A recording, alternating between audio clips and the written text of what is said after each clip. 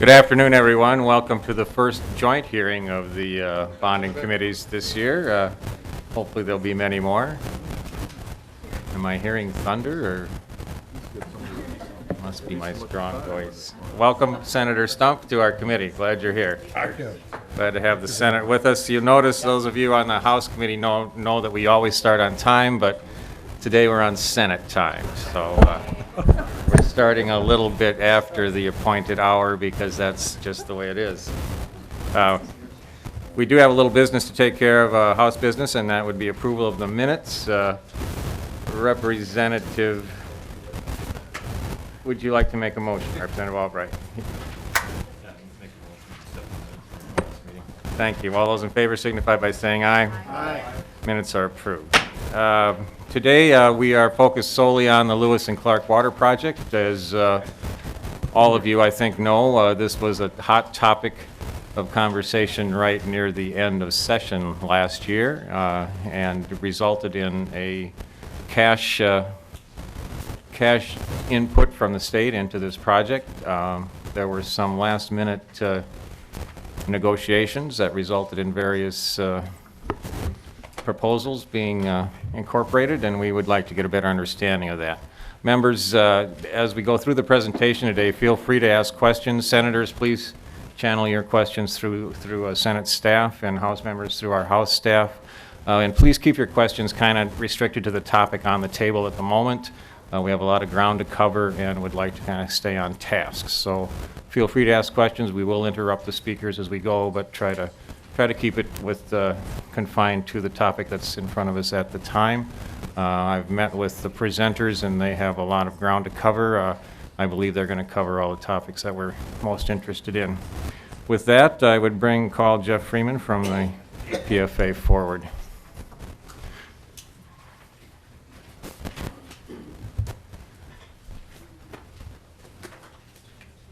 Please introduce yourself for the record. Hi. Good afternoon. Thank you, Mr. Chair and members. My name is Jeff Freeman. I'm the Executive Director of the Public Facilities Authority. And what I am going to do today is give just sort of a high-level overview, background of this Lewis and Clark regional water system, and a summary of the state funding that's been appropriated to date. And then I'll turn it over to the other presenters to add more detail.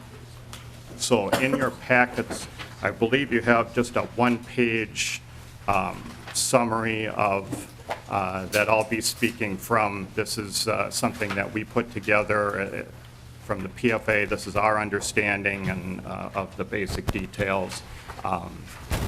The other presenters can, as I mentioned, fill in more detail or if there's any inaccuracies, but I don't think there are.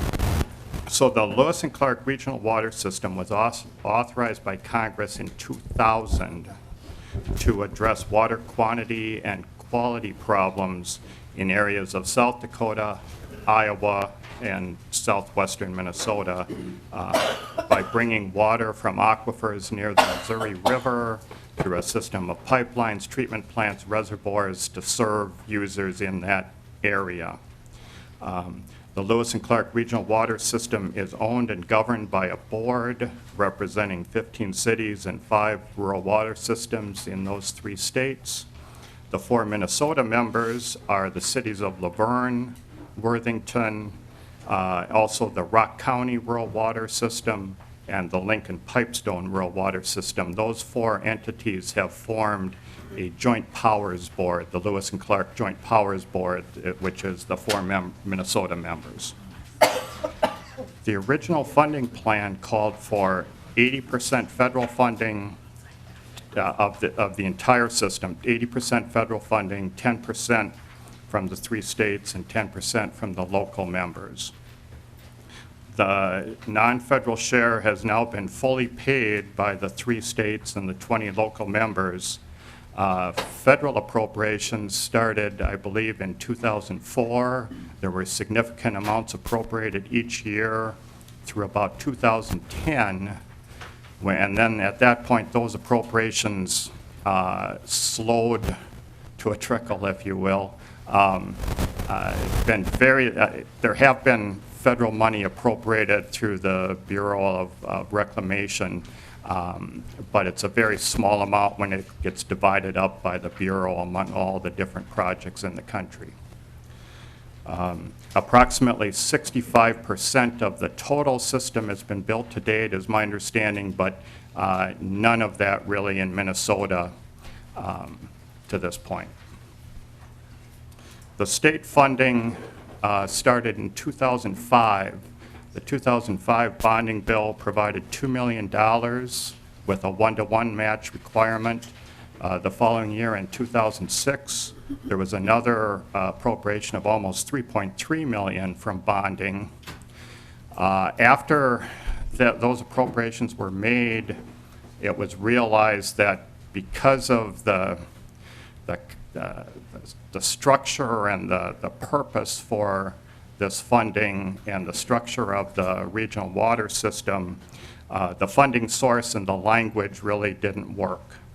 And so in 2008, there was rider language that changed those bonding appropriations to be general fund appropriations and changed it to be grants to the 4 Minnesota members, or excuse me, grants to the Joint Powers Board to make a payment and equity contribution to the Regional Water System Incorporated. It was essentially, it was the states and the local match that was put up. So at that point then, the state was fully paid up. The local members were fully paid up when we awarded that grant in July of 2008. The local match was actually exceeded the 1-to-1 requirement, which was the local match was about $7.6 million.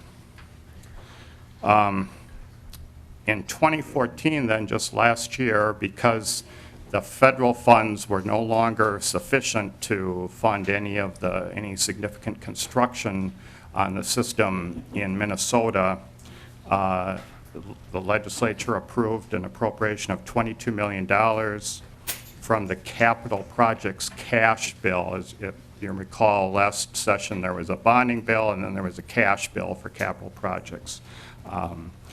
That appropriation was made from the cash bill and I'll talk about that a little more in a minute, required a $5 million non-state match, which was made, as I understand, actually was again exceeded. That match requirement was exceeded, and other presenters can say more about that. And the purpose of that appropriation was to acquire land, design, and construct the pipeline and other infrastructure necessary for what was defined as phase 1 of the Minnesota project, which would be bringing the pipeline to Laverne, city of Laverne, and then there was some language that if possible it would extend beyond Laverne to Magnolia. That appropriation was made from cash because of the complicated ownership structure of this system. The Lewis and Clark Incorporated, which is the main regional water regional authority located in South Dakota, to this point has owned everything that's been built on the system. The state money is appropriated to the Joint Powers Board. And the Joint Powers Board will own, initially anyway, the elements that are being built, the pipeline to Laverne. But part of that construction will be on easements owned by the Lewis and Clark Incorporated.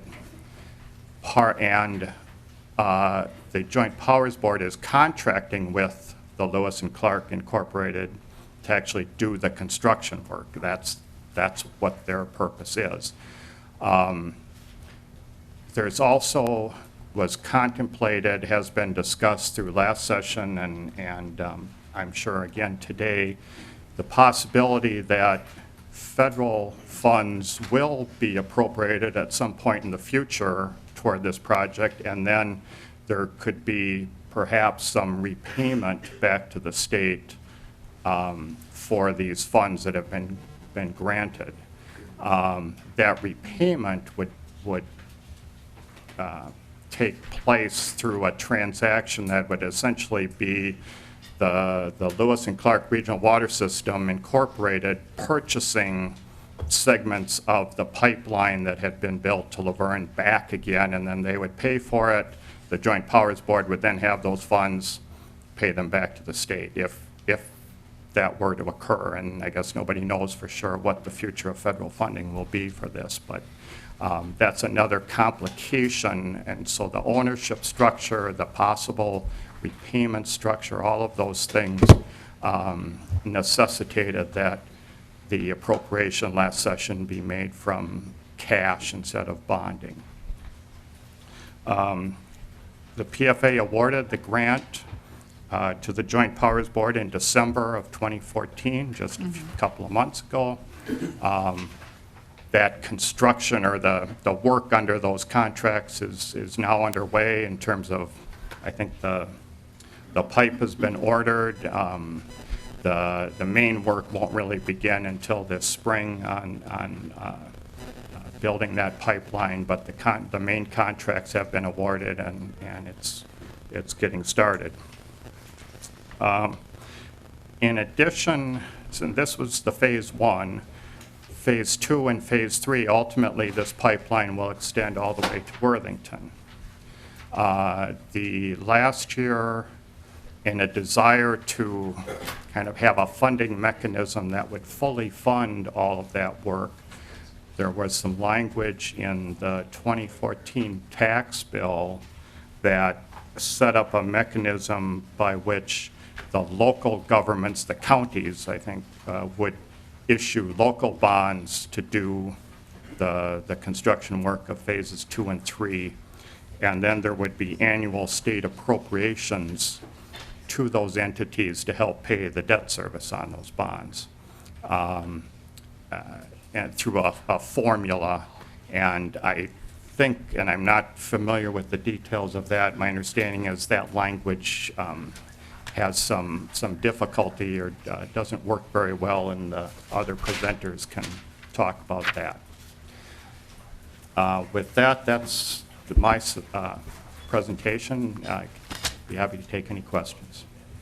Thank you, Mr. Freeman. I have a question. The matches that have been required in these previous funding efforts, are they part of the local share, or are they potentially to be refunded? Mr. Chair, the match to the first, the 2005 and 2006 appropriations, that local match was then constituted, I believe, the 10% local share that was the original funding plan. The $5 million match requirement from last year's appropriation, I think, is over and above that. So that $5 million would potentially be reimbursable if federal dollars showed up? Would that be correct? Or am I assuming too much? Mr. Chair, I believe, and they can be correct, please correct me if I'm wrong, other presenters, I believe that if the federal government were to fully fund this thing from this point forward, the local additional money that the locals had put in could be paid back, as well as the state money that had been appropriated. Very good. We have some other questions for you, Mr. Freeman. First, Representative Wagenius. Thank you, Mr. Chair. I think I'm understanding correctly that this water is finished in Vermillion, South Dakota, at a plant there. It's traveling a long way. Does it have to be refinished when it gets to a community in Minnesota? Mr. Freeman. Mr. Chair, Representative Wagenius, That question gets outside of my expertise, so I'm not aware of additional treatment plants that are part of the Minnesota portion of the system, so I think not, but I'm not positive about that. Perhaps someone later could answer that. I believe so. Representative Uglum. Thank you, Mr. Chair. Obviously, we've got some financial problems here on this project and everything else, and I know that this is that the authority is set up as a nonprofit wholesale provider of the water here. I can't help but think, many cities, and I'm a former mayor, many cities, all cities, sell water and make a little money on it.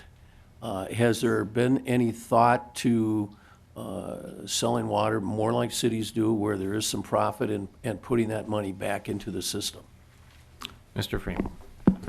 Mr. Chair, Representative, my understanding, the user, there are user charges for the water. There are entities, cities in South Dakota that are already receiving water from the system, and they pay a user charge to cover the operation and maintenance of the system, the treatment costs, the piping costs, all of that. And that's would be the way a city would operate its system as well, and that's the plan for as Minnesota users come online, they would pay the user charges to cover those operational costs. So the money here that we're talking about is strictly for the construction capital costs. Mr. Chair. Mr. Chair, follow up? Thank you. Go ahead, Representative Uglum. Yes. Well, I guess we all know about user costs and things like that, but what I'm talking about, is there a consideration for profitability? I mean, you have your costs, overhead, so on and so forth, and make some money on this and turn around and allow that money to be put into financing the new system. In many cities, most cities, I do believe, this is what happens. We have our overhead and user costs and all of that, plus a profit.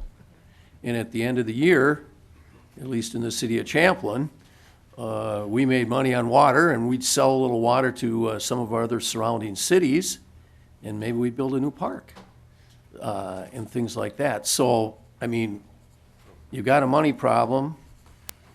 We really can't depend on the feds too much for a lot of things. You should be looking at different ways to finance this that can get some more miles built on this system. Thank you. Mr. Freeman. Mr. Chair, I think that's a question that I'll defer to the other presenters, the members of the system, the nonprofit, and they'd be best able to answer that. Thank you. I'm just going to interrupt briefly. If there are representatives in the audience, I realize our seating is limited, that have a question, representatives or senators. I don't know who's left out there, but there's a chair at the end of the table here. If you want to come forward to ask a question, please feel free to do that. Representative Hausman has a question. Thank you, Mr. Chair. Mine is just a statement. Since I've been quoted in some southern Minnesota newspapers as saying that it was in the cash bill because it wouldn't have passed in the bonding bill, I'm grateful for Mr. Freeman's testimony, which says very clearly appropriation made from cash because of complicated ownership structure. That is, in fact, the reason it happened. And the problem is, once you get a quote like that out there, it just sort of repeats itself.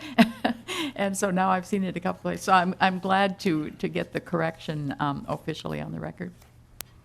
Thank you, Representative Hausman. I didn't hear a question in there. Representative Hansen has a question. Thank you, Mr. Chair, and Mr. Freeman, just so we're clear on this, under the existing structure, we cannot general obligation bond finance Lewis and Clark. Is that correct? Mr. Freeman. Mr. Chair, Representative Hansen, ultimately, that would be a question for MMB and State Bond Council. So all I know is that it's very complicated. And specifically, what does that mean? I would defer to MMB on that. A follow-up, Representative Hanson? And Mr. Chair, maybe to follow up on Representative Uglum's question, so if you had water fees paid by the users like everywhere else, are user finance bonds, revenue bonds possible where water fees could go to pay the bonds rather than the general taxpayers? Mr. Freeman? Mr. Chair, Representative Hanson, all I can really say is maybe. I mean, I think bond counsel is a very specialized, as you know, a specialized legal field. They would have, there's state constitutional issues, there are state debt statute issues, as well as IRS tax exempt bonding issues. And so it's out of my pay grade to get into those details, but MMB would be the appropriate place to start with those questions. Representative Hanson? Mr. Chair, and maybe if Ms. Dyson, I mean, I think that this question is the key question. So I don't know if Ms. Dyson can answer, or if there's somebody from MMB here that could answer the question. I do not see any volunteers at this point in time. It's, oh, here we have one. Thank you for being so brave, and please identify yourself for the record. For the record, my name is Kristen Hansen. I'm the Assistant Commissioner of Debt Management at Minnesota Management and Budget. Chairs, members of the committees. In regards to the bondability question, we are studying the issues that are raised by bonding for the future phases of this project, and Mr. Freeman did a good job addressing some of the issues that have been raised. The ownership requirements based on how the federal law is written is something that we're looking into, because as you know, the state constitution does require a public entity to own the project. In addition, we're looking into the tax issues on how that federal reimbursement works. So those are two concerns that we're going to be looking into. We have not looked into the revenue bond piece, but would be happy to do so. Thank you very much. We're finished. Senator Newman.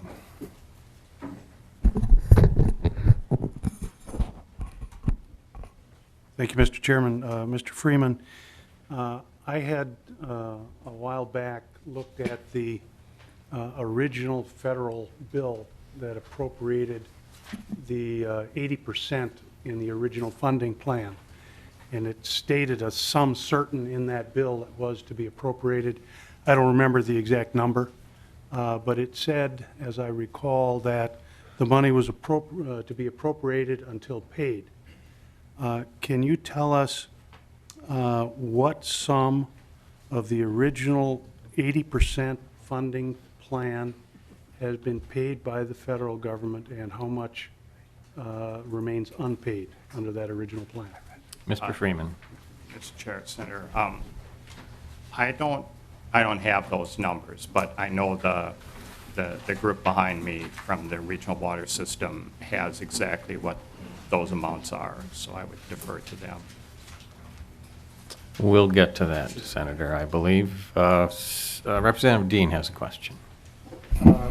Thank you, Mr. Chair and Mr. Freeman. So I'm still wrapping my head around what this project is a little bit.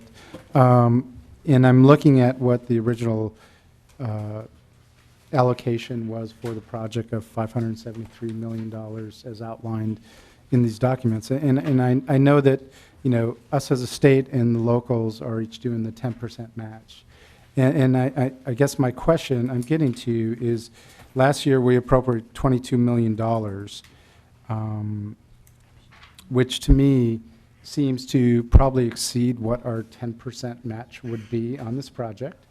And my question is, are other states, South Dakota and Iowa, doing the same thing? Or is the line complete in South Dakota and Iowa, and they pretty much have just decided that Minnesota's on its own? Mr. Freeman. Mr. Chair, Senator, the,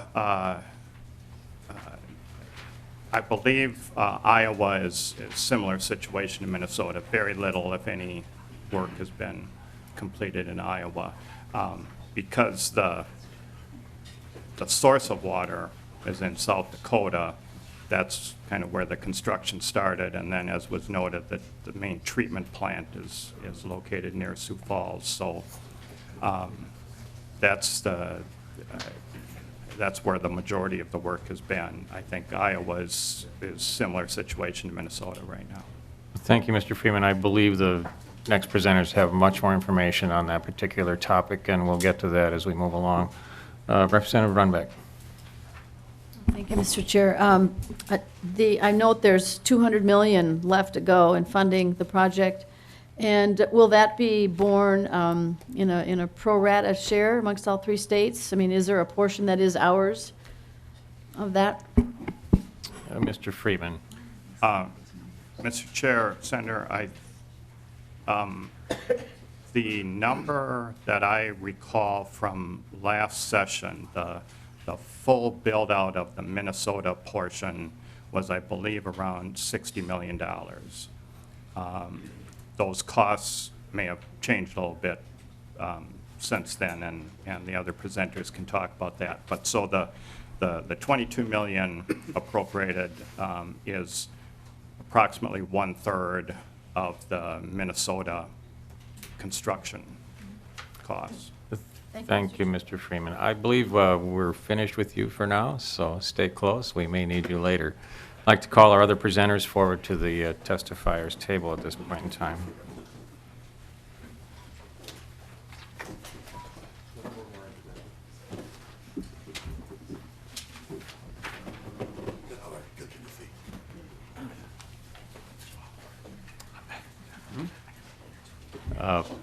Please introduce yourselves for the record. My name is Red Arndt. I'm from Laverne, Minnesota. And I'm chairman of the board of the Lewis and Clark. Chairman Torkelson, Chairman Stump, committee members, thank you for this joint meeting of the finance committees to hear from the Lewis and Clark. With me today is Troy Larson, our executive director of the Lewis and Clark, and Scott Hain, Worthington's general manager of the Treatment Utilities. We are here today to answer any questions that you may have on the project. First of all, I have to thank you and the state of Minnesota for the funding appropriated last year needed to keep the Lewis and Clark construction moving on in Minnesota. By doing that, Mayor Pat Boston of Laverne and the Laverne City Council had a restraint moved from an economic tool it never really had, water. They can now remove the question they ask every company that came to Laverne for a home. How much water do you need? And if it's a lot, we can't help you. Mayor Boston, the City Council, and the whole city of Laverne also thank you. And by the end of 2015, they will be hooked up to the Lewis and Clark Regional Water System and have that much needed water. The construction will be starting shortly by a Minnesota company, Carstensen Contracting from Pipestone, and be completed by the fall of 2015. We are back, Troy to give you the nuts and bolts of the Lewis and Clark, and Scott to talk of the needs of Worthington and ask questions. And we're again asking for more funding, a federal advance, as we receive them, after all the members are connected to the Lewis and Clark, this funding, the members will be paid back proportionately. The funding then will keep the construction moving to get water to the Lewis and Clark in southwest Minnesota through the Lincoln Pipestone Rural Water System and the city of Worthington. The need is there. From when we had our first hearing in front of the Legislative Water Commission in 1991, we needed water. From the estimated 35 hearings we've had over the years, we needed water.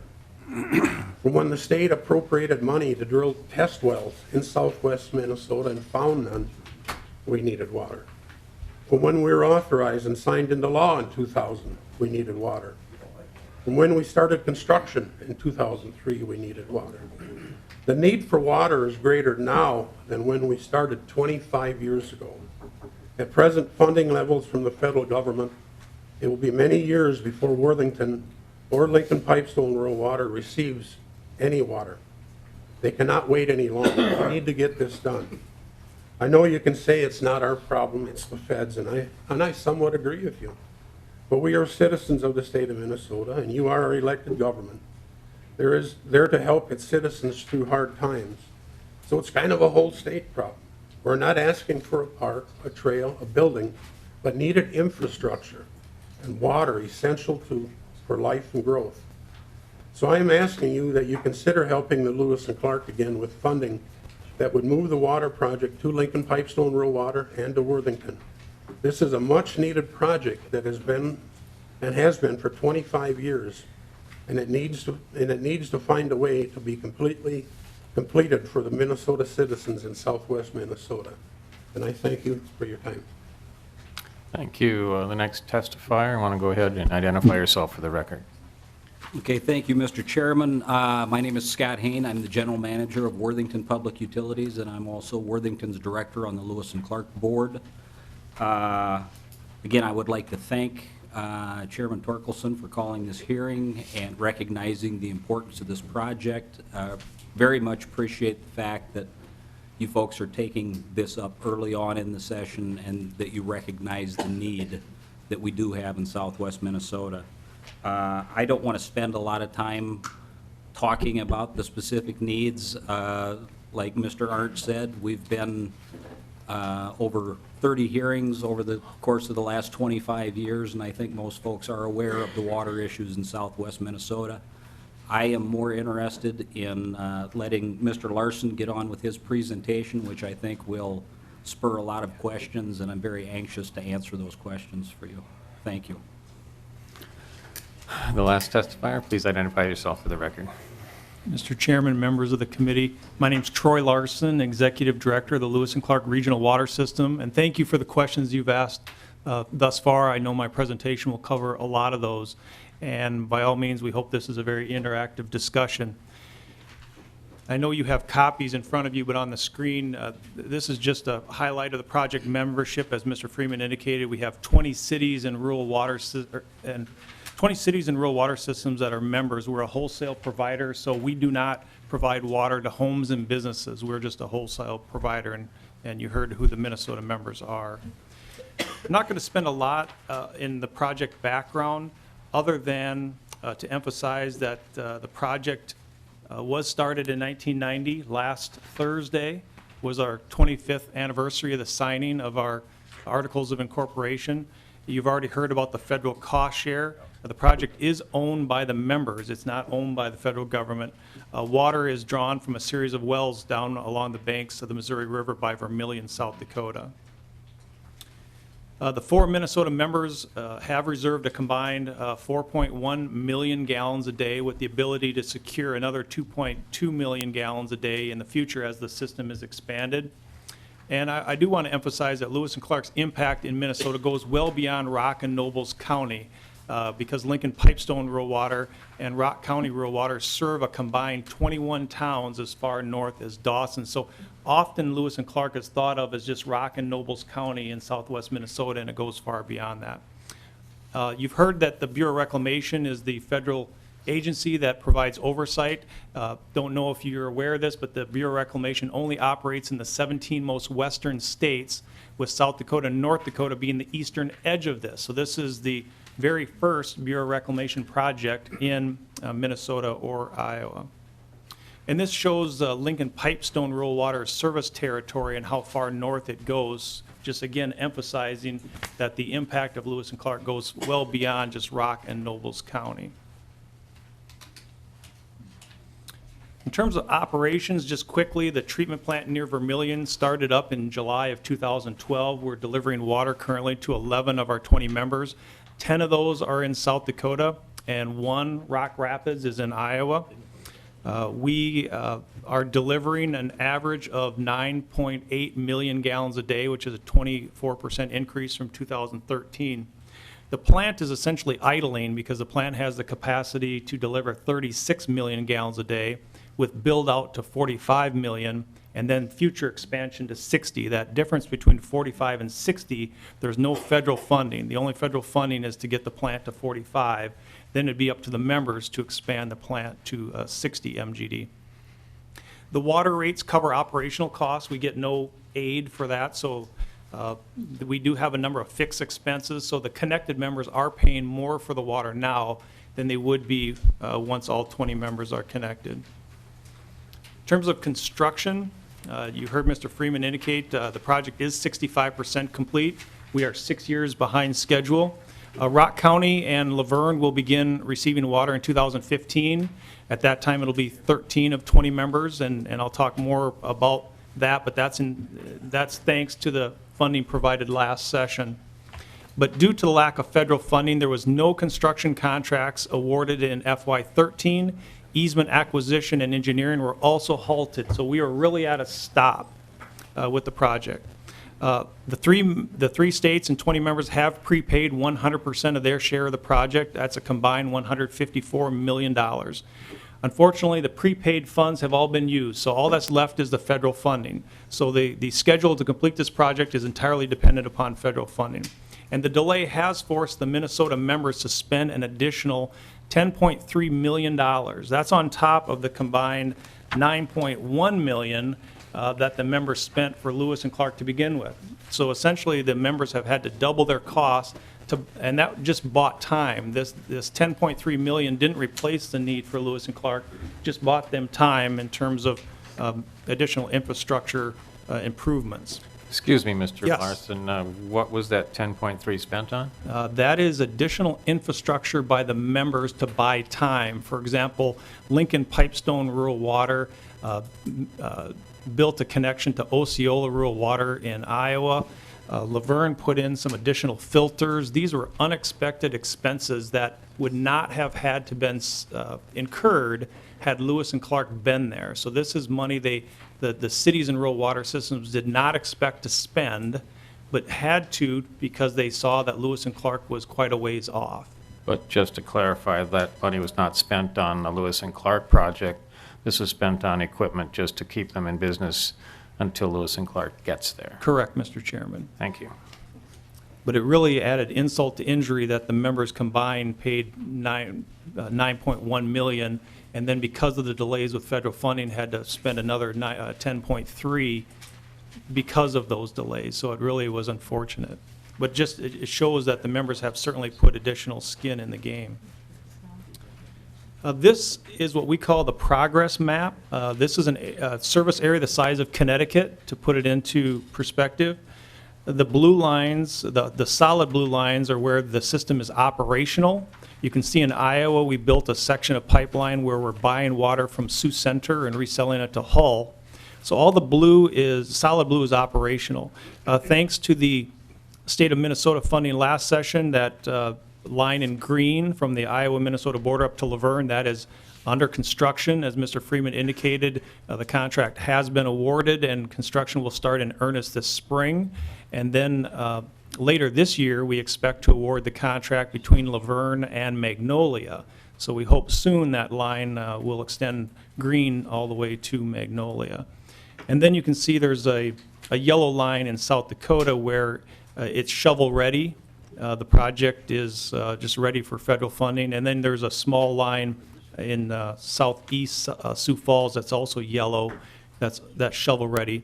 The blue dotted lines are where we have done no engineering or easement acquisition, but that's the full build out of the project.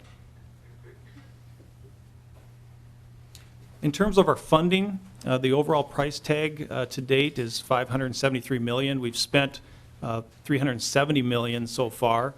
And then I'm not going to go over those numbers, but that shows you our recent federal funding. We were doing really well in 2008, 2009. We received $27 million plus almost $60 million in stimulus funding. And then the earmark ban went into effect, and you can see it really dropped off quite a bit. $2.4 million was proposed by the administration in FY16, and I'll talk later how there's been some additional money appropriated for that. We just found out yesterday that the president has proposed $2.7 million for FY16. And as I mentioned, the drop coincided with the earmark ban. Someone asked how much the federal government has paid to date through FY13, which was the last official data that we have from the Bureau of Reclamation. They had paid $212 million with a remaining federal cost share of $203 million. But now to put that in perspective, in 2010, the remaining federal cost share was $194 million. So there was an $8.7 million increase because each year the remaining federal cost share is indexed for inflation. And what the federal government is providing is not enough to keep up with inflation. So that's why we're going backward right now and currently on the path to infinity. This is a chart that shows when the project would be completed under different funding scenarios. The blue line is if we hypothetically got $35 million a year, which is what we ask for every year. The red line is if we got $10 million a year. And then the middle line is essentially the average that we have been getting. So this just shows, people often ask us, when's the project going to be done? And we said, well, we wish we knew. It all depends on federal funding. So this just gives some scenarios. And this assumes 4% inflation, which is what the Bureau of Reclamation uses in their assumptions. Lewis and Clark is one of 6 authorized Bureau of Reclamation water projects. To put the funding in perspective, the administration's FY15 budget only included $16.3 million for those 6 projects. Lewis and Clark, the proposal was $2.4 million of that $16.3. Even though the 6 rural water projects have a combined remaining federal cost share of $1.4 billion. I don't know if there's any math teachers in the room, but you know how the math just does not add up on that. Congress, thankfully, thanks to our tri-state delegation, and the Minnesota members certainly were a huge part of that, they added $31 million for FY15, bringing the total rural water construction for the 6 projects to $47.3 million. And the Bureau of Reclamation will decide how much of that $31 million Lewis and Clark receives. We expected to learn yesterday how much we'd be receiving, but that decision has been delayed for later this week. So we certainly expect no later than Friday, we'll find out how much of that $31 million that we're going to get. Now, to put that in perspective, that may sound like a lot of money, but according to the Bureau of Reclamation's own study, if there were $50 million a year approved for construction and assuming 4% inflation, by 2065, the remaining federal cost share would increase from $1.4 billion to $1.8. So even $50 million a year still puts us on the path to infinity. We have incredibly strong bipartisan support from the tri-state congressional delegation, but unfortunately the administration is not making rural water a priority. And in addition, the earmark ban wrongly includes authorized projects. Our tri-state delegation, even the most conservative Republicans agree that the earmark ban should not have included authorized projects, and unfortunately that's been a challenge trying to get that changed. The longer it takes to complete, the more expensive it becomes due to inflation, and the longer it takes to realize the economic benefits. So it's really a double whammy for the taxpayers. And we want to stress how much Lewis and Clark hated to come back to the 3 states for help. The states, all 3 states had done their share, as have the Lewis and Clark members. So this is the last thing that we wanted to be doing. Unfortunately, the federal government put us in a position where the members felt we had no choice but to come back and ask for help. These federal funding advances, what are they? They're zero interest unsecured loans that would be paid back using future federal funds to the degree they are made available. A payback would occur once all 20 members are connected, but before the project is completed. And that's important to emphasize that the members of Lewis and Clark have agreed to defer an estimated $33 million worth of construction until the states are repaid. This is construction that is needed once all the members are connected to make the system more reliable, more dependable. So all the members can get some water, get the majority of their water. It's just they won't have as much storage, for example, or as much pumping, and the treatment plant won't be built out to its full extent. We wanted to do this because the concern we heard in Des Moines was if the federal government, or if the project is completed and all that remains is to repay the states, what's the federal government's incentive?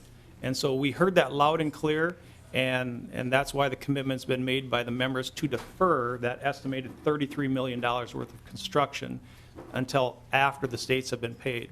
How would the states be repaid? It would be based proportionally on the advances they've provided. And I'll talk here further how we're approaching Iowa, and South Dakota has already put in advances. So you would do the math proportionally of how much each state has put in, because this payback would occur over a series of years. We don't get big chunks of federal funding, so we may have in a given year 8-9 million to repay, and so we have to have a way to divide that amongst the 3 states. And so that would be done proportionally, again, based on the advances they've been provided. Also to emphasize, the federal government has never reneged on a rural water project. We have never gotten 0 funding. We've always gotten funding. It's just that the amounts have been so slow, we can't make any meaningful construction. So we are providing strong assurances to the states that they will be repaid.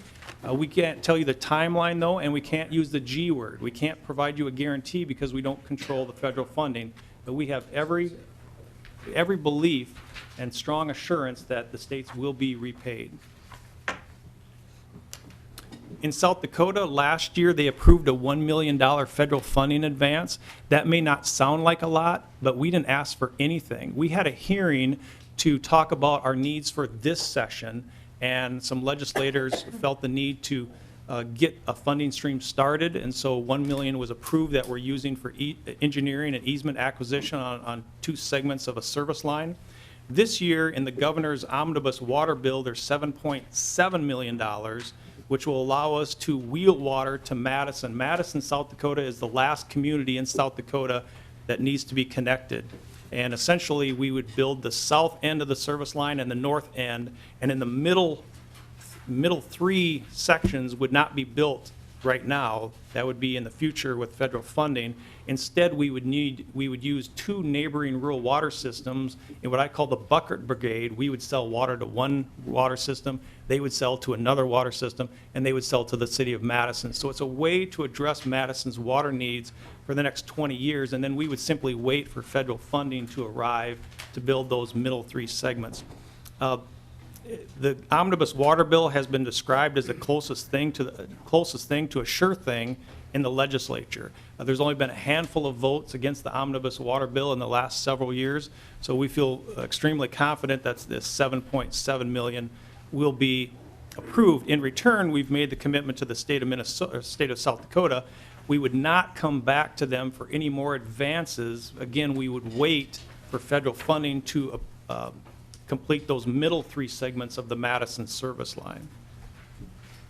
In Iowa, we've met 3 times now in Des Moines with Governor Branstad, his leadership team, and legislative leaders about a $25 million federal funding advance. Similar to what we're doing today, we have a joint hearing in Des Moines on February 17th where we'll be talking more about that.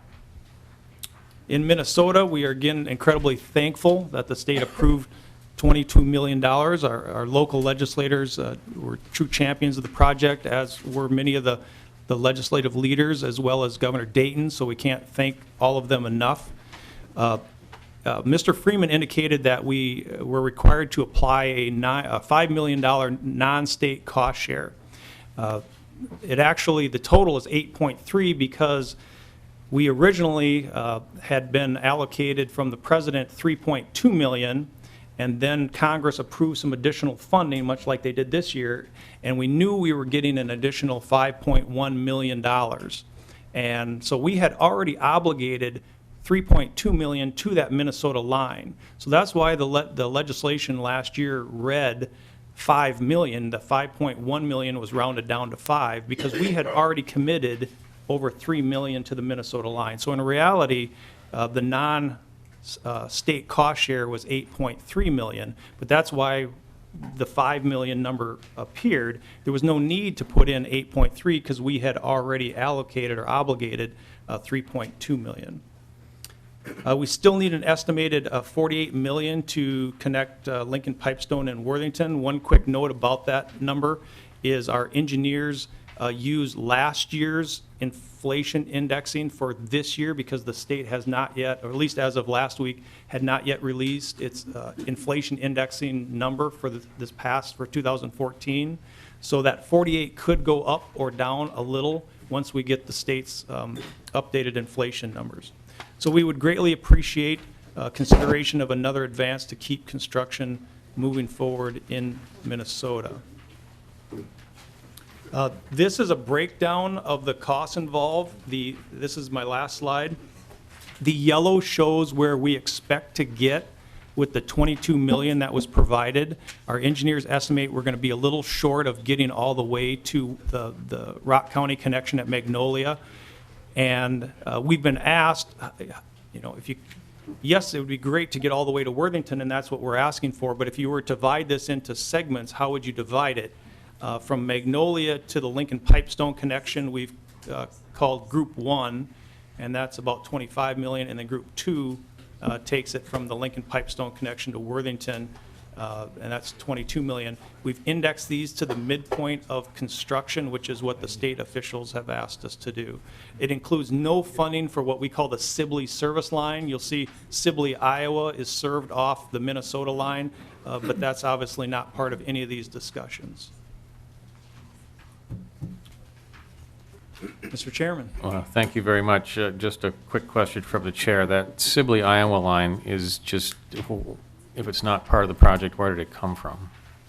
Well, it's part of the authorized project, but we're of course not asking for the state for any funding for that because that would serve a Iowa member. But that is part of the authorized project. I see. Thank you.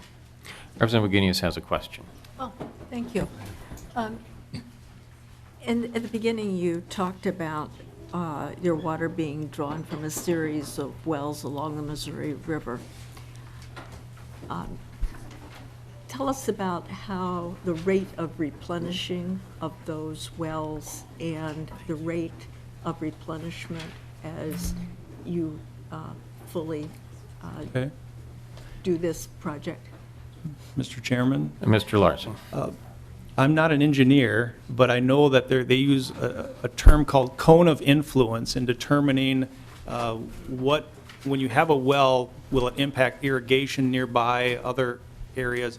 And so our engineers have done an extensive amount of work on the cone of influence. These wells are recharged by the river. We're only about 100 yards from the Missouri River, so they're replenished very quickly. We don't draw water directly from the river, but the river recharges our aquifer. We're actually tapping into an aquifer adjacent to the river. So the replenishment is quite abundant, and this is the most abundant source of water in the tri-state region, and that's why it's being used as a source. Follow-up, Representative Wagenius. All right, then if your replenishment is the river, then you're going to have, your treatment costs are going to be totally different than when it's just a pure aquifer, because the river is going to give you additional gifts that you don't want. So tell us about the additional gifts that the Missouri River is giving you. Mr. Larson. Address the surface water. Okay, I'll let you. Under the influence. Mr. Chairman, if I understand your question, there's different categories of water. If we were pulling water directly out of the Missouri River, it'd be called surface water. And then there's groundwater, where it's just a well. And then there's groundwater under the influence of surface water, where it's groundwater, but there's some nastiness in there. We thankfully right now are considered a groundwater source. At one time, we thought it may be groundwater under the influence of surface water. The benefit is we get a much higher quality of water because the water we're pulling is being filtered by the sand and the water. So it's extremely high quality compared to systems that pull directly out of the Missouri River. Representative Wagenius. The question I'm getting at is when you are not pulling from the aquifer, but pulling from the river via the aquifer. I mean, if the aquifer is only being replenished by the river, which it sounds like it is, there will be a point that it is river water. So the question is, what is this? I'm just looking at the costs that folks are going to be having to pay later on, and we need to understand those costs. So what's the condition of this river? I mean, my understanding is South Dakota has an immense amount of salt in the river, and you have nitrate problems. Are there other problems? Mr. Chairman. Mr. Larson. There is no scenario where we would be pulling out river water. We don't even have an authority to do that.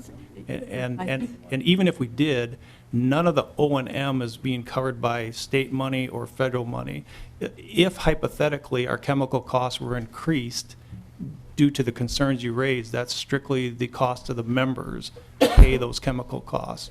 No commitment by the state or the federal government to pay those. Thank you. Representative Wagenius. Thank you. I totally understand that it's coming out of the aquifer, but as your aquifer is drawn down, it's pulling river water in, and we need to understand what's in the river water that's being pulled in. And the reason I bring this up, you brought up Des Moines.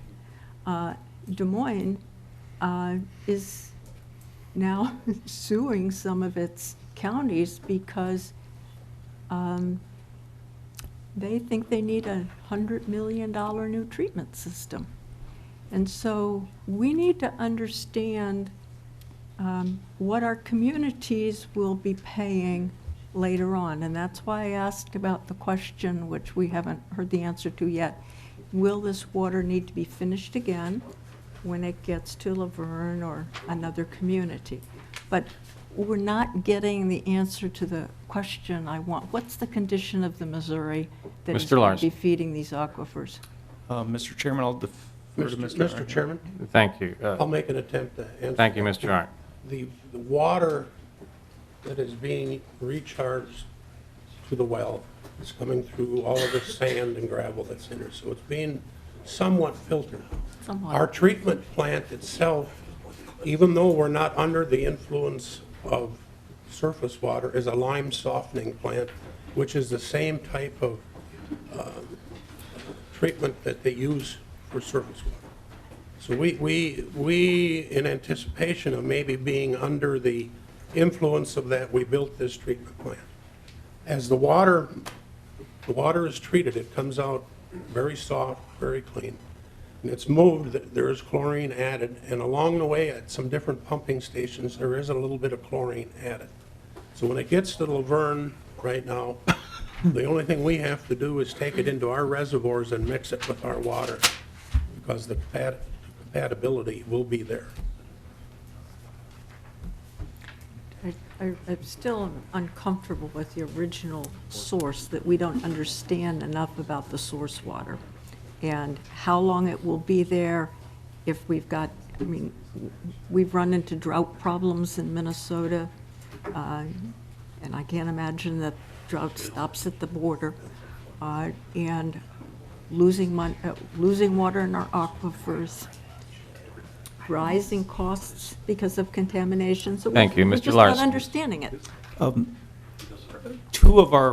Chairman, two of our wells angle under the river bed. And so if the Missouri River went dry, we would still have some water. And so I think your question is, you know, what happens if a drought and suddenly there's no water in the aquifer? The only scenario that would happen is if the Missouri River is bone dry. So that's extremely unlikely unless we hit Armageddon. Another way to put it in perspective is the 45 million gallons a day build out for Lewis and Clark represents less than 0.3% of the average daily flow of the Missouri River. So it really shows you how mighty the Mo really is. So if we run out of water, there is far bigger problems to deal with. Thank you, Mr. Larson. Representative Uglem has a question. Thank you, Mr. Chair. Mr. Larson, you did an excellent job detailing the cost of not building this project. And the 6 projects total would increase to $1.8 billion you talked about and things. And essentially the burn cost of every year of not doing this, it gets to be more and more unmanageable. I'm curious about your thoughts. I mean, right now, we do have an asset here. You know, it's producing water and everything else. Do you have any thoughts on how you can leverage this asset to provide more monies for completion of the project? Mr. Mr. Chairman, Larson. That's a very good question. There's two ways to answer that. One is we have, right now, the 20 members have reserved all the water that is available, but they don't use it all on a daily basis. So let's just hypothetically say the system's complete, all 20 members are receiving water. On any given day, we're not most likely going to max out our system. And so there has been discussion of adding not more members, but a customer. Maybe it's a community along the line that's not a member, but now that it's built, wants to receive water. We've talked about possibly doing that. The concern is these cities are located within service territories of rural water systems. So if they are a member of Lewis and Clark already, they of course want first shot to serve that community, and it's already happening right now with some of our cities and rural water systems selling to neighboring cities and rural water systems. So it would have to be a scenario where we're selling water to a rural water system that's not a member, or a city that's in a service area that's not part of our, or not part of a member rural water systems territory. So there'd be a very limited number of cities and rural water systems that would qualify. The second part of the answer that you asked Mr. Freeman is, can't we just charge the Lewis and Clark members some kind of service fee or construction fee to build more line? We have what's called an ARCA. It's an amended and restated commitment agreement amongst all 20 members. That ARCA is essentially our constitution, and that constitution prevents us from adding any kind of fee to fund construction until the system is completed. Once the system's completed, that goes away. The reason that was put there is the connected members didn't want the non-connected members to gang up and say, you know what, you guys are getting water, you guys, and only you, should have to pay this fee to construct more pipe. And so if there's additional money put in, it has to be all the members, all 20 members, putting in additional money at the same time. So even the non-connected members like Worthington would need to put in money. And you may say, okay, that sounds good. Why don't you just put in more money? We recently completed a binding arbitration with the city of Sioux Falls, and 2 of the 3 arbitrators agreed with the city of Sioux Falls that if the city is required to put in more money, and they make up about 42% of the project, that they would not have to make any of their payments until the system is completed, which means the other 19 members would have to float Sioux Falls' share for about 20 years or so. And it's just extremely unlikely that that would happen. And I won't go into all the details of why we lost that arbitration, but unfortunately we did. A follow-up, Representative Ublem. Thank you, Mr. Chair. Sounds like you got a tough road to hoe there. One other final question. From a funding source standpoint and everything else, are the counties involved at all, the counties themselves, in helping out with funding? Mr. Larson. Mr. Chairman, the only county that's really involved is Rock County Rural Water District is overseen by Rock County itself. And so that's really the only county that's involved with the project. Are there any other counties that you can think of? So it's just Rock County because they have oversight of the Rock County Rural Water District. Other than that, there are no county governments involved. Thank you. Senator Kiffmeyer. Thank you, Mr. Chairman. And Mr. Larson, great to have you here today. And this issue has been before the Senate Capital Investment Committee, but I've learned a lot about it. Senator Weber has kept me pretty well informed since his office is next to mine, so I hear lots of conversation about this. And so that's been very helpful. But this comprehensive has been really, really good. I think one of the issues, a lot of my questions have been answered about this, and so that's been really helpful about the federal advance understanding. One of my questions, though, is taking a step beyond that. If we are able to get this done, will local revenue cover or selling water or fees or those kinds of things will that totally cover the ongoing operational and maintenance costs, possible replacement costs, additional water system cleansing costs, anything like that, water treatment? Mr. Larson. Mr. Chairman, absolutely. The water rates cover not only our O&M, but also we have reserve contributions. So in the future, we can replace a pipeline 50 years from now. So we have 3 reserve funds. Capital improvement is one fund. We also have maintenance and repair reserve fund and an operations fund. So to answer your question, there would be absolutely no commitment to the federal government or the states with regard to O&M or future replacement of the project. Thank you. A follow-up, Representative Kiffmeyer. Thank you, Mr. Chairman. Senator. So one of the things that I've noticed here is a comment made earlier that because not everybody's on the system, they're not able or don't need to pay in, so you're losing that revenue the longer it takes to do the build-out. And I would suppose that would hamper you the longer this takes as well, because you're losing that ongoing revenue stream. Is that correct? Mr. Chairman, Senator, Mr. Larson. To a degree, that's correct, but because we're a nonprofit, what we're losing out on is the reserve contributions, not profit per se, but by all means, having more members connected would benefit the members who are connected because their water rates would be reduced. You'd have Laverne and Worthington helping pay those fixed costs, insurance on our buildings, salaries, vehicle costs, those type of things. Does that answer your question, Senator? Yes, it does. Thank you very Thank you. much, I have Mr. Chairman. 3 more members on the list. We're going to go through quickly, and then we're going to reserve some time to cover provisions of the tax bill. Representative Hansen. Thank you, Mr. Chair, and testifiers, I understand what you're saying about your agreement, but I'm wondering, I think Senator Sparks, City of Austin has done a half-cent sales tax to help pay for infrastructure. Has the City of Worthington extended their sales tax, or have the counties provided local option sales tax to do some of this, or is it your position you're prohibited from doing that because of your agreement? Who wants to take it? I could take that. Go ahead, please. Mr. Chair.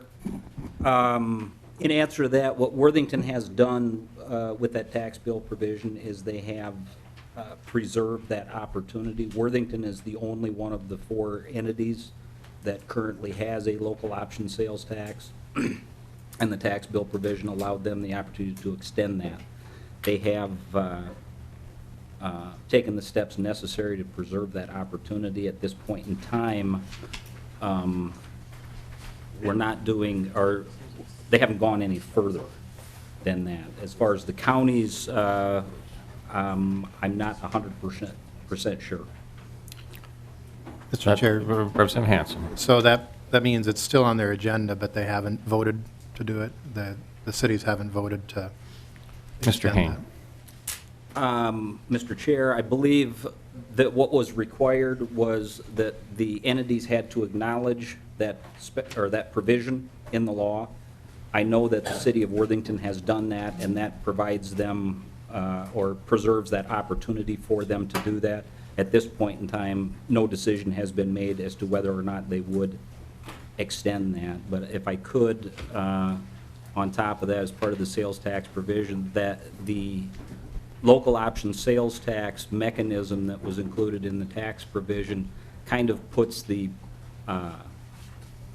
obligation for the repayment on the 4 entities, but as Mr. Larson's presentation detailed, the project in and of itself is comprised of 20 members in 3 states, and essentially all costs of the project are really the obligation of all 20 of those members.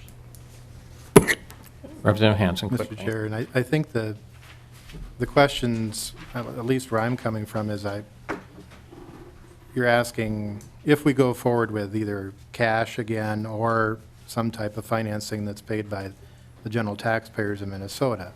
The logical question is what is in it, what is the contribution from the locals? And if the locals are not all participating, We have a whole list of cities in this state that have water problems, that the precedent is there for a unlimited, never-ending, infinity payment for all the cities to be paying for this type of basic infrastructure. So that's the concern, is you break the seal on this, and it's not just you, it's everywhere. And that's a huge cost. So Representative Hausman has a question. Thank you, Mr. Chair. All of the frustrations of last year are flooding back. And, one of the things we were so conscious of last year was what they reminded us today, and that is this started in 1990, authorized by Congress in 2000, and they were going to do 80% of it. I mean, that was a federally authorized project that they didn't do. But at the same time, we struggle with their promises about veterans housing, which they are not doing. We struggle with their promises about transportation funding, which they are not doing. And in a number of areas, there's this sense, well, the feds aren't doing it. Does that mean the state just starts saying, on all these very important things, do we start doing it? So Representative Uglem, I think, raises the issue that we struggle with most. How are we fair to everyone? How is the state fair to everyone, and then what is the expectation about local? One of the projects we looked at last year was Marshall in Representative Swedzinski's area, where they are building 27 miles of pipeline, and they are doing it themselves. And as Representative Uglem observes, they are selling a billion gallons of water a year to residents and businesses. But I think the cost was something like $1,000 per resident or something like that. So you look at some of these others, and I think that's why the tax bill wrote in that consideration, how can the local governments bear some of the responsibility? And so I'm a little confused. I thought you said Worthington had imposed it, but you said all they have to do is acknowledge it. They don't have to impose it. Both Worthington, Rock, Nobles, Laverne, all of them were authorized in the tax bill to do that. But what did it mean that Worthington acknowledged it, but? Chair. Mr. Hain. Representative Hausman, my understanding is in order to preserve the option that there was some action that needed to be taken by the city council or the county commissions to recognize that special provision. Obviously, no one, well, in Worthington's case, they aren't going to extend the sales tax, nor in Rock County or Nobles County or the city of Laverne's case are they going to impose a sales tax unless or until they exercise the provision to borrow that $45 million and incur that debt.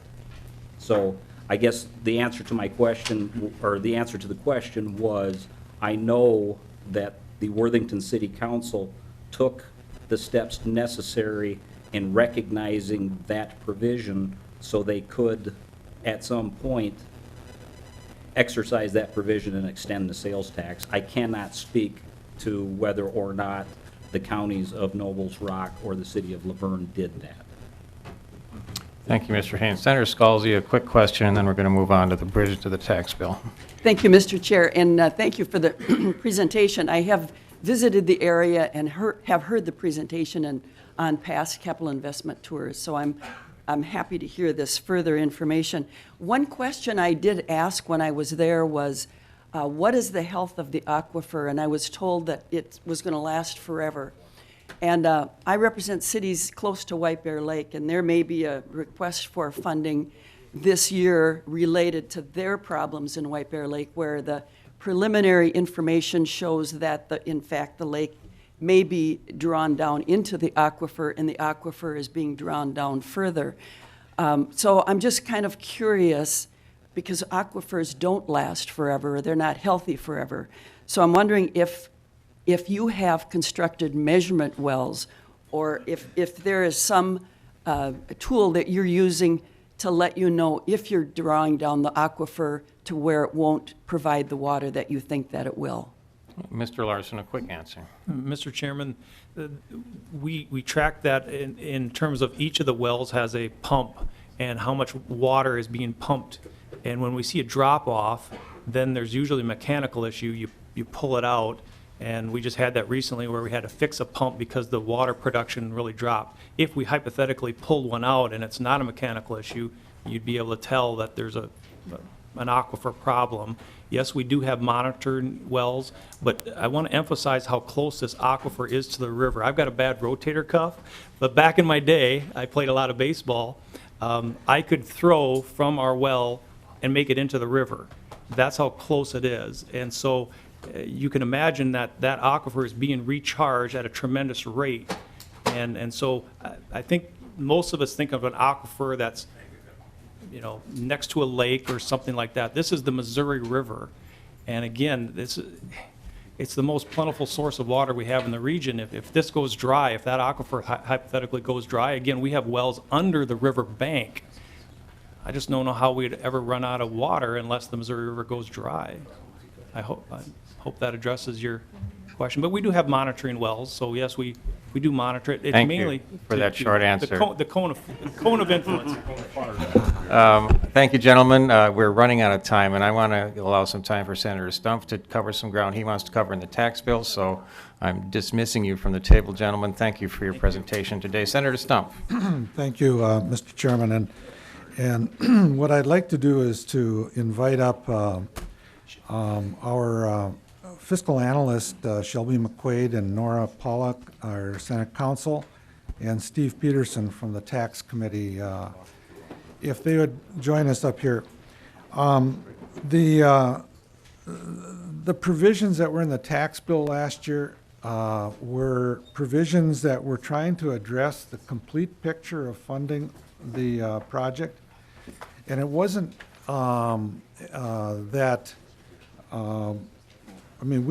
I think had, initially the intent was to, on the part of the governor, was to put in a certain amount of money, and of course that kept changing as we moved forward. And in working with Senator Weber in the Senate, and also Senator Skoye, the chair of the Tax Committee, we tried to figure out a way that the whole project could be funded if the federal government didn't come through. And the way that that was constructed was through, obviously, an appropriation from the state, the $22 million, and then a series of mechanisms that were not necessarily just local money. And that's what I'd like to have them go through, is to explain that process that would have given some finality to this project. And I think that members here will get a good idea that this is something that is achievable if this all comes together. So I don't know who wants to go first. Ms. McQuaid? Please identify yourself for the record. Mr. Chair, Shelby McQuay with Senate Council on Research and Fiscal Analysis. I staff the tax committees, and we were presented with this, as Senator Stumpf said, and what the tax bill did was authorize local bonding in up to $45 million, and then set out some mechanisms to service the debt service on those bonds. Any of the municipalities could issue the bonds, the city of Luverne, the city of Worthington, Noble County, or Rock County.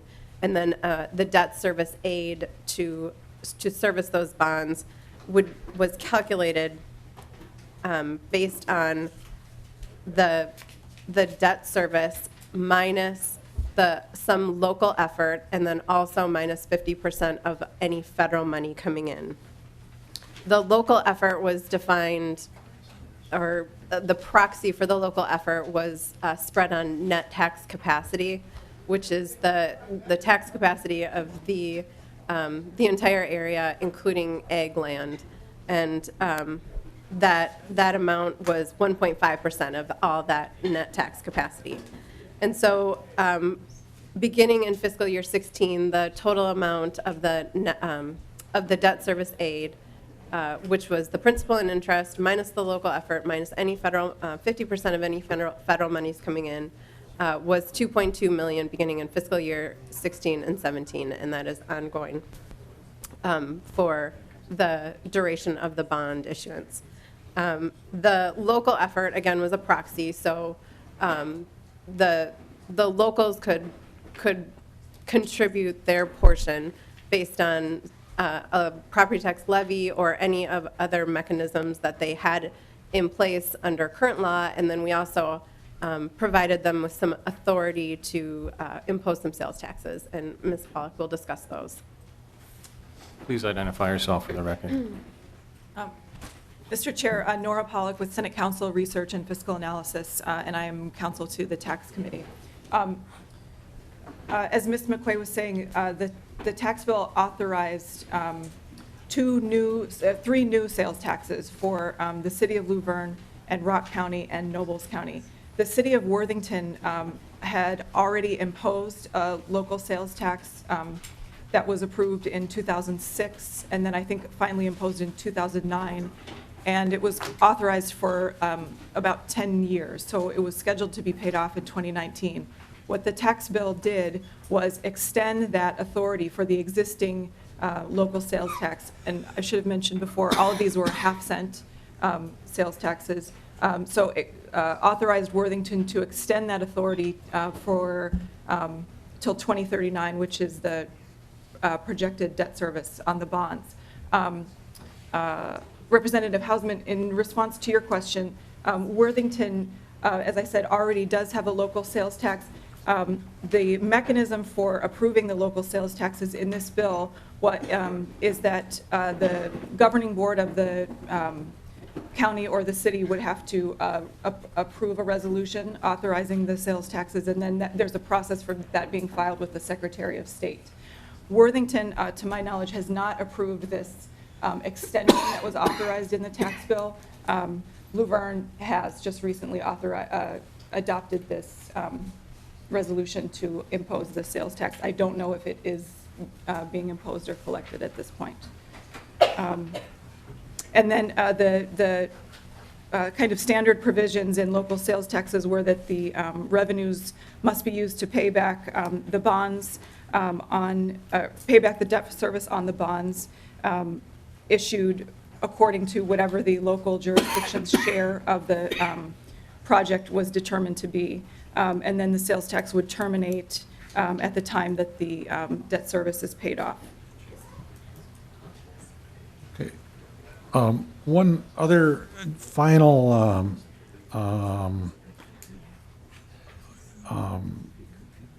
facet, I would say, is that by doing it this way, we are not, and I believe Ms. Hanson, maybe she's gone. Oh, she's here. By doing it this way, we're not using actually state capacity. Is that correct?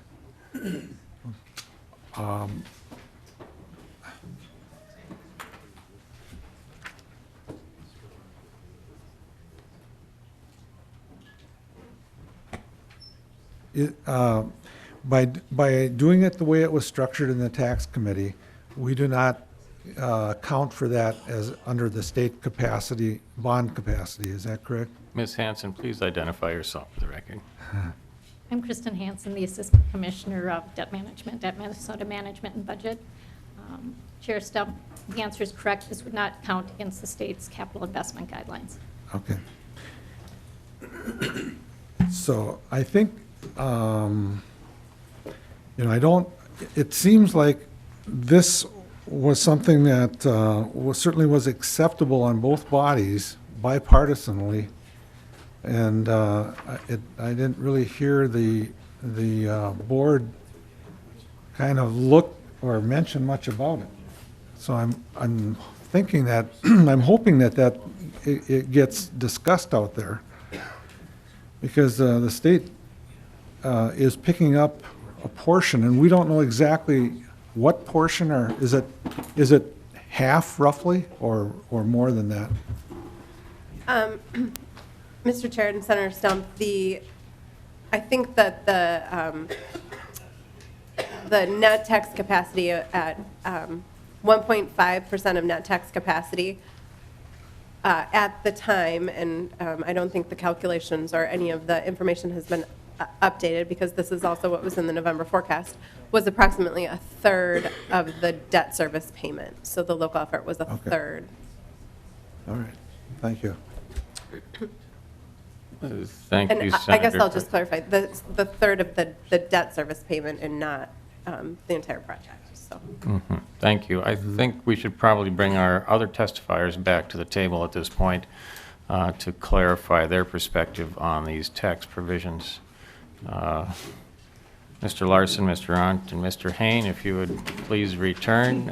Representative Hamilton, I believe you had a question or a remark to make while they're getting ready. Say it can wait. It can wait, all right, very good. Mr. Larson, would you like to start? Mr. Chairman, I'll take the first crack and then turn it over to Mr. Hain. The thing to emphasize about that tax bill, we're very appreciative for the efforts that were made to help. Thank you, thank you. Because it came in at not only the 11th hour, but 1 minute before midnight, we did not even have a chance to review any of the language, and so understandably, there were some incorrect assumptions made that right now, how it's written, it's simply not feasible. One fatal flaw is the fact that it would require the 4 Minnesota members to fund all the way, the whole amount. I think it's up to $45 million. You can't segment that. You can't take it in smaller bites. The other fatal flaw was the very next year you had to start using federal funding to start repaying that debt. And the other states, Minnesota or South Dakota has already committed, and we're working with Iowa, is the repayment would not take place till all 20 members were connected. And as Mr. Hain indicated before, we're a 20-member board, and there's simply no way a majority of the members would vote to repay Minnesota before the other 2 states. And then I'll turn it over to Mr. Hain. Mr. Hain. Thank you, Mr. Chair. And I guess just to elaborate a little bit on what Troy said, and again, you know, we certainly did appreciate the efforts that were made to provide a funding mechanism going forward. The issue, like Mr. Larson pointed out, is probably the most problematic is the intent within the language to utilize 50% of any federal funds received to pay or to buy down the state's share of the debt service and utilize 50% essentially to buy down the local's share of the debt service. The issue being that any federal funds received do not come to the Minnesota Joint Powers Board. Those are funds that are received by Lewis and Clark, Inc., and how they are used is controlled by a 20-member board of directors. So, you know, it's just problematic. It was essentially by the local entities, 1, 2, or all 4, going ahead with this, just absolutely unable to commit what a 20-member board is going to do with ongoing federal funding on a year-to-year basis. Thank you. I think this would be an opportunity to talk a little bit about who owns what when. I think Mr. Hanson, if you could kind of go through that, because this question of Mr. Larson, I'm sorry, this question of ownership certainly is one that directly affects the funding efforts we are looking at. Sure.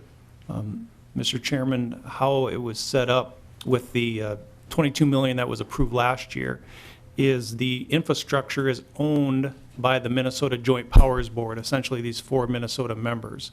And then working with the folks at PFA and MMB on the grant agreement, how it's worded is as we start repaying the state, there's a mechanism to transfer ownership of the portion of the line. Let's say we get $3 million in a given year that we can repay to the state of Minnesota. There's a mechanism to identify what portion of the pipeline is being transferred to Lewis and Clark from the Joint Powers Board, that Lewis and Clark is essentially buying it back. And the reason for that is we are prevented from using federal funds for any infrastructure that we do not own, much like you have the same rules. And so the transfer of ownership has to take place, but it's going to have to take place over likely several years. So there's a mechanism where we can identify engineering station numbers using the price of the pipe in the bid to identify exactly how much pipe will $3 million buy back. So we don't have to appraise it of what's it currently worth.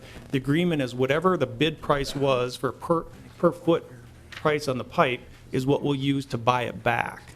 And so we look forward to meeting here shortly with MMB and other officials of whether that same concept can be used with regard to the bond funds. But we had to go through the exact same ownership issue to finalize the grant agreement. Even though we use grant dollar or cash, we still had to address that ownership issue. Mr. Chairman, does that answer the question? Thank you. Representative Runbeck has a question, I believe. Thank you, Mr. Chair. I don't know if there's anyone in the audience who could talk about under what circumstances might legacy money be available? I mean, is there any little window, or have we already covered that? I don't know. Or, yeah, that's an age-old question by this time, I realize. But are there any little? I see you have some cash on the table, Representative. There we go. I'm going to avoid that for today. Thank you. Okay. Representative Uglum. Listen, let me say something. Thank you, Mr. Chair. Question, now, has your board actually convened and discussed the financing that we discussed here in terms of bonding and what was in the bill last year? Have you convened, you mentioned it came and it did, it was 11:59. It came at the last minute, but have you discussed any of that formally? Mr. Chairman, maybe the way to answer that question is not specifically to the tax bill, but the same concept. What we call either a construction loan or a capital call is where we require the members to put in more money for whatever reason. And 2 years ago, the board voted down a vote that would have helped get the line from the Iowa border to Laverne. This past October, actually it had been the previous October, they voted to approve a small amount of construction funding or construction loan, and that resulted in that binding arbitration with the city of Sioux Falls that we lost. So the concept of asking the members, not asking, requiring the other members to put in more money has been discussed ad nauseum and at great angst and gnashing of teeth. It's an extremely controversial issue. The question of the tax bill itself never came up because we were covering the same topic, just in a different discussion, if that makes sense. Mr. Chair, follow up quickly. Yeah, well, I submit to you that there should be an in-depth discussion on that among the board members, and if you're going to be successful in this project, you're going to have to think out of the box here. You mentioned Constitution, and the Constitution is, U.S. Constitution is kind of a living document. You have to change. You have to, if you're going to get this deal done, and we've tried to help, but if you're going to get this deal done, you've got to be innovative and think out of the box here, and I'm not seeing that. Thank you. Representative Berdahl, did you have a question? Thank you, Mr. Chairman. Not exactly a question, but maybe a response to the legacy question. You get into the issues of supplanting and supplementing with this. Legacy money can only be used to supplement traditional sources of funding, and I don't think that it would work in this category. I think there are other traditional sources of funding established for water projects. Thank you, Chair Berdahl. Representative Hamilton. Thank you, Mr. Chairman and committee members. It was pretty ironic. On my way down here, I ran into a gentleman that said, "You heading to Lewis and Clark?" I said, "Yes." He said, "I worked on that back when I was in the Senate, back in the 90s." And he was, he can't believe it's not built yet. I want to remind everybody, the reason why we're here is because of the federal government's inability to follow through with what their promise was. And we have, on a local level, we have paid more than once as far as our share on this. And I want to applaud Governor Mark Dayton last year. It was Governor Dayton that stepped up and recognized this. And the concern that we have, we're talking about the local option sales tax and stuff there as well. The city of Worthington, they recognize the need here. Believe me, they recognize the need. The struggles that we have in the event that we raise the taxes, and these are the same struggles that all of you have as well, is that in the event the folks of Worthington step up, and we step up and pay this, when the federal funds come in, we have 4 people on a 20-person board. Those federal funds will be redirected elsewhere. And so here you have the folks in the community of Worthington stepping up and paying for this project that's encompassing multiple states. These are the things that we're struggling with, just like everybody else in this committee. But the point is, it's water. It's the most valuable nutrient known to mankind, absolutely. And so like Governor Dayton said, he said, you know what, we're not going to wait for the feds. We're going to keep the pressure on them, and we're going to fight tooth and nail to get those dollars. But we can't wait. We have to get this project to the folks that in which it services. And so again, just like these 3 gentlemen said, we are grateful, believe me we are grateful for the state stepping up. And we have been creative. We have been thinking out of the box since 1990, trying to get this completed. So again, I thank you for your time. I thank you for your understanding, and I thank you for your support. Thank you, Representative Hamilton. I did not hear a question in there. So. You didn't hear Thank you. Mr. Larson. Mr. Chairman, if I could just make one final comment. I know our time is wrapping up. We can't emphasize enough how the dynamic works with having 20 members that each have 1 vote over 3 states. The example of Marshall came up earlier. Marshall got to make that decision as Marshall. Worthington can't make the decision on their own. You have 20 members, and we need 11 to make that change. And to change our Constitution, we have talked about changing our Constitution. It takes a unanimous vote of all 20. Imagine that taking place. And so that's the challenge that we have, that I realize you have similar scenarios that, you know, Marshall, just do what Marshall did. We have 11 members right now that have water. So right out of the bat, there's a majority of the members that have water. Yes, they're paying more than they would like to, but they at least have water. So what's their incentive to vote to borrow $20 million? The incentive just isn't there. So please keep that dynamic in mind. Thank you. Hanson, very quickly. Thank you, Mr. Chair. One quick question, and this is more of a technical one. Does the pumping go both ways? I see that the map has the system provided touches the Minnesota River. So is the flow designed with the infrastructure one way, or can it go both ways? Mr. Chairman, right now it's just one way. There is a possibility, if we have federal funds at the end of the project, to loop the system between Sibley and Sheldon, Iowa. If you look on your map, right now we're considered a non-looped system. If we do have the funds to loop it, which is not part of the authorized project, then we could do some reverse flow, but right now it's not designed that way. Quickly. And Mr. Chair, do we run into any problems with that of crossing watershed boundaries between the Mississippi watershed and the Missouri watershed? Mr. Chairman, the answer is no. Originally we did. We had Red Rock Rural Water that was a member, and there were some issues, so Red Rock had to drop out. Thank you. I would like to thank the Senate and Senator Stump for joining us today. I appreciate your being here. There's a reason we brought this to the table early, because we know there are issues to be worked out. I would like to thank our testifiers and thank all the members for their good questions and attendance today. We'll try to move ahead with a good plan. Thank you. This meeting is adjourned.